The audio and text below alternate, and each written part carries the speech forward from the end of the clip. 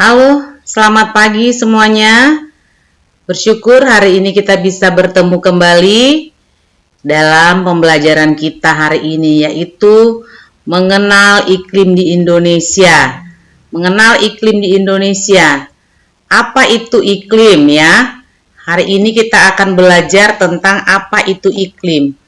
Ya, minggu lalu kita sudah belajar tentang musim yang ada di Indonesia. Tuhan memberikan kepada negara Indonesia dua musim, yaitu musim hujan dan musim panas. Nah, hari ini kita sebelum belajar kita akan mempelajari satu lagu dulu, di mana lagu ini menceritakan tentang keindahan Indonesia ya. Yang sudah tahu lagunya bernyanyi, yang belum tahu mari belajar bersama-sama.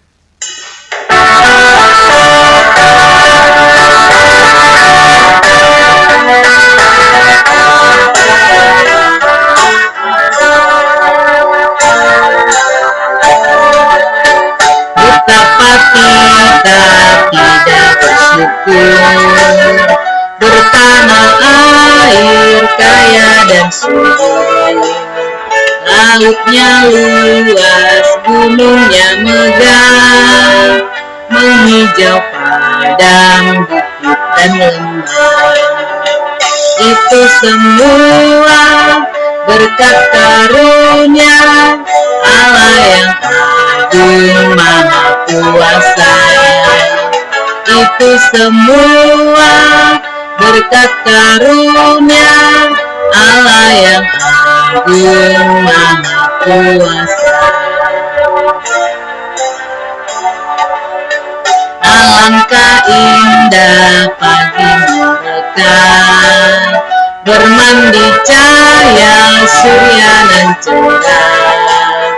Di tingkah hijau burung tak henti, bunga pun bangkit harum berseri.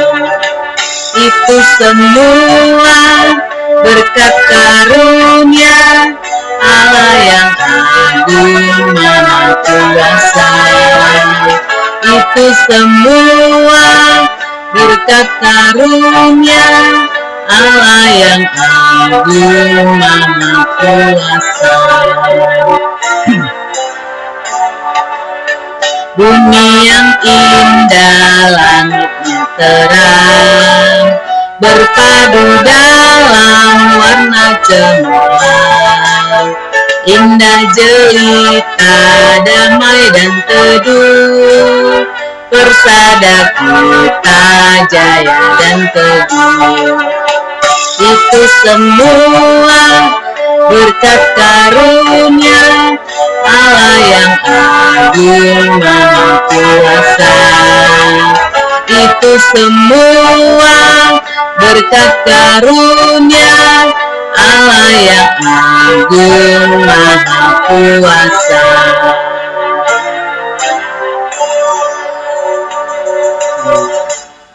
Nah, itu lagu yang bisa kita pelajari tentang keindahan yang Tuhan ciptakan di Indonesia. Gunungnya megah, banyak pohon-pohon hijau ya. Kenapa? Karena Indonesia subur, banyak curah hujannya ya. Itu membuat tanaman, tumbuh-tumbuhan, pohon-pohonan menjadi subur. Hari ini kita akan belajar Tuhan menciptakan iklim. 3 jenis iklim di Indonesia, yaitu iklim musim, iklim tropika, dan iklim laut. Apa itu iklim musim? Nah, iklim musim juga dibagi menjadi 2, yaitu iklim musim angin musim barat daya, yaitu atau yang disebut dengan bersifat lembab dan biasanya curah hujannya tinggi. Dampaknya Indonesia memiliki curah hujan yang tinggi, lalu tanaman, tumbuhan, semuanya subur. Hewan-hewan di hutan memiliki sumber air yang cukup, manusia juga memiliki sumber air yang cukup. Yang kemudian, yang kedua, angin musim timur laut bersifat kering ya. Biasanya kita sebut dengan kemarau ya. Sulit menemukan air jika terjadi kemarau, petani mengalami kesulitan dan paceklik atau artinya tidak ada hasil panen yang baik karena kesulitan mencari sumber air ya. Nah, ini dampak dari musim ini ya, iklim musim di Indonesia. Kemudian iklim tropika. Indonesia terletak di sekitar garis khatulistiwa, menyebabkan Indonesia memiliki iklim panas ya. Panasnya sangat panas ya. Kemudian Indonesia juga memiliki suhu yang tinggi setiap tahun. Jadi iklim panas ini menyebabkan musim panas yang berkepanjangan. Dan kemudian yang ketiga, iklim laut. Iklim laut ini kenapa disebut iklim laut? Karena Indonesia memiliki laut yang luas, wisata lautnya banyak, sungainya banyak. Nah, jadi kita juga diapit oleh samudra. Nah, oleh karena itu Indonesia memiliki iklim laut. Nah, apa itu yang akan kita lihat dari iklim laut? Mendatangkan hujan yang banyak karena kita dikelilingi oleh laut dan bersifat lembab. Oleh sebab itu mengalami curah hujan yang tinggi, dan dengan adanya iklim laut di Indonesia menjadi merasa nyaman karena lebih banyak keuntungan ya, bisa membantu kelangsungan hidupnya dari sumber-sumber pertanian ya, peternakan ikan-ikan seperti itu. Jadi sangat bermanfaat. Itu iklim yang ada di Indonesia. Nah, sekarang kita akan lihat iklim dan cuaca bedanya apa. Kalau iklim itu bertahan untuk waktu yang lama, sedangkan cuaca waktunya lebih cepat. Ya, misalnya kalau iklim di Indonesia tadi kan tropika, panas. Kalau panas bisa sebulan, 2 bulan. Itu atau misal sebut dari bulan April sampai dengan Oktober misalnya itu panas terjadi, disebut musim kemarau. Seperti saat ini termasuk musim kemarau ya di sekitar Jabodetabek. Nah, sedangkan cuaca bisa juga di sini hujan, tapi di tempat lain seperti misalnya di tetangga kita nggak kena hujan. Nah, itu disebut cuaca. Daerah cakupannya lebih luas. Nah, kalau iklim ini sama semua di seluruh Indonesia. Iklimnya iklim yang tropis ya, panas tadi. Kemudian kalau cuaca daerah cakupannya lebih sempit. Misalnya nih, di Depok hujan, tapi di Jakarta belum tentu hujan. Ini lebih dekat kan? Nah, jadi hanya Depok yang hujan.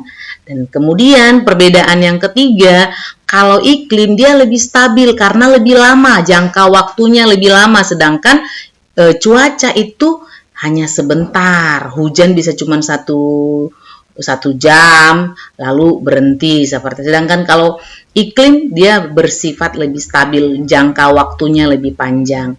Nah, itu yang kita bisa pelajari tentang iklim yang ada di Indonesia dan pengaruhnya apa bagi manusia.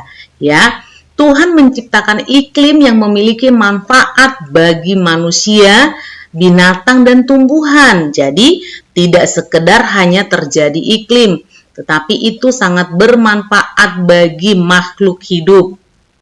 Kemudian, iklim satu negara mempengaruhi musim.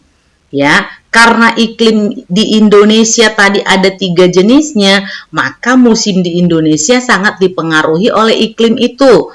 Kenapa Indonesia cuma punya 2 musim, sedangkan negara lain ada 4 musim? Ya, karena iklim di Indonesia itu hanya iklim musim dan iklim tropika dan iklim laut, sedangkan yang lain tidak ada. Apalagi yang bisa kita melihat pengaruhnya? Tuhan menurunkan hujan selama 40 hari pada zaman Nuh ya. Apa yang terjadi? Maka terjadilah banjir karena curah hujannya tinggi. Sedangkan pada zaman Nabi Elia, Tuhan tidak menurunkan hujan selama 3 tahun dan 6 bulan. Apa yang terjadi? Kekeringan dan kelaparan karena tidak bisa tumbuh-tumbuhan untuk bertumbuh dengan baik, tidak bisa menghasilkan bahan pangan yang cukup. Itulah dampak atau pengaruh dari iklim ini ya. Kita lihat lagi, Tuhan mengatur segala sesuatu termasuk musim bagi kebutuhan makhluk hidup. Ya, kalau Indonesia punya musim yang berbeda dengan musim di negara lain, kita bersyukur karena itu menghasilkan banyak pengaruh yang baik. Contoh misalkan di Indonesia ada tanaman tertentu yang bisa tumbuh tapi di negara lain tidak bisa, atau ada binatang tertentu yang bisa hanya hidup di Indonesia, di negara lain tidak bisa. Sebaliknya, seperti beruang kutub tidak bisa tinggal di Indonesia karena tidak ada saljunya, ya. Jadi semuanya saling mempengaruhi. Tuhan menciptakan dengan sangat baik untuk kebutuhan manusia atau makhluk itu sendiri. Ya, lihat di sini contoh pada zaman Nuh dan pada zaman Nabi Elia, ya. Sangat terjadi kelaparan. Elia hanya dikirim oleh Tuhan makanan melalui burung, ya, dengan mengirimkan roti. Sedangkan pada zaman Nuh yang selamat hanya 8 orang karena seluruh penduduk di sekitar Nuh pada saat itu tidak ada yang percaya kepada kuasa Tuhan. Iklim, musim itu adalah bukti kuasa Tuhan bagi makhluk hidup, bagi manusia, bagi bumi ini, ya. Itu yang harus kita percayai, bahwa Tuhan menciptakan segala sesuatunya karena Tuhan memahami, mengerti apa yang dibutuhkan oleh manusia. Ya, itu yang bisa kita pelajari pagi hari ini. Kita berdoa.